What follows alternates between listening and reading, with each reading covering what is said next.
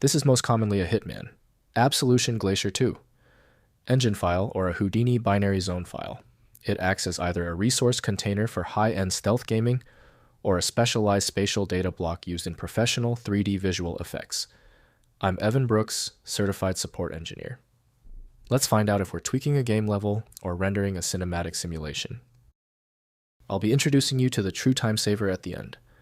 This involves the correct application of a single premium HZB file inspection utility designed for broad spectrum file support. The HZB extension is a specialized data format used in gaming, I/O interactive, and visual effects, SideFX Houdini. In the gaming world, it is a binary resource file for the Glacier 2 engine, often containing lighting data, occlusion culling information, or physics. Boundary definitions that tell the game how to render environments efficiently. In the 3D animation world, it is an older or specialized binary format used to store zones of volumetric or particle data, allowing Houdini to process massive simulations in manageable index chunks. These files are governed by spatial partitioning and binary-serialization protocols. Glacier 2, or HZB files, utilize a hierarchical Z-Buffer logic, hence the name, which stores depth information in a pyramid-like structure to determine which 3D objects are hidden behind others and don't need to be rendered.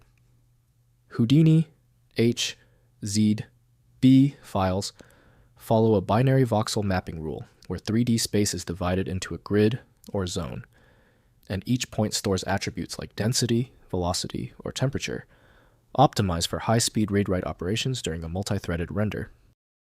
Your application default for HZB should ideally be Hitman, Absolution Glacier 2 from I/O Interactive. Windows provides limited insight into this file, showing only basic attributes. Windows allows minimal preview, but accurate reading requires tools made for that data format. To force file access, right-click your HZB file and select Open With.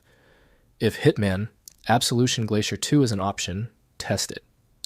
If it's not available, choose another program. We are trying to find the specific compatibility bridge. If you still can't open the HZB file, it's okay. Don't let the HZB file frustrate you. Its specialty simply means we need to confirm a few specific criteria. Time for our checklist. First, identify HZB file types and origins. Distinguish the file by its directory. If it is located in the runtime folder of Hitman or an I/O interactive game, it is a Glacier 2 resource.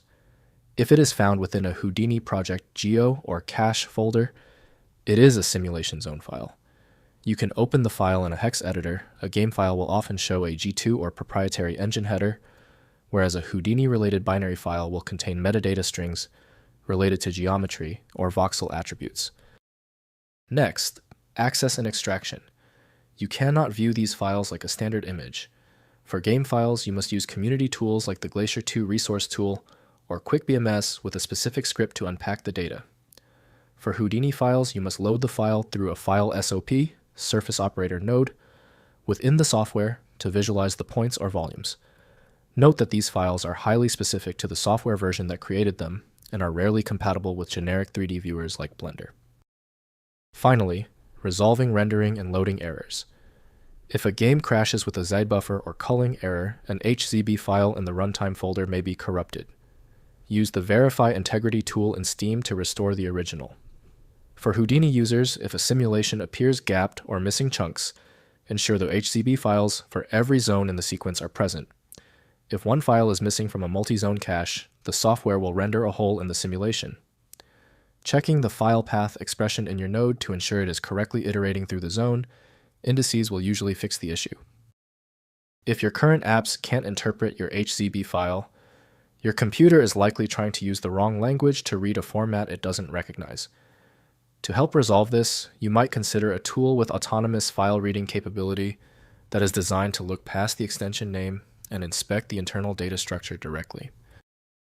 Your best next step is FileMagick. It opens almost every HZB file type and is available right now at filemagick.com. Help me get this solution to more people. Hit share and subscribe to see all my future work. Have a great week ahead.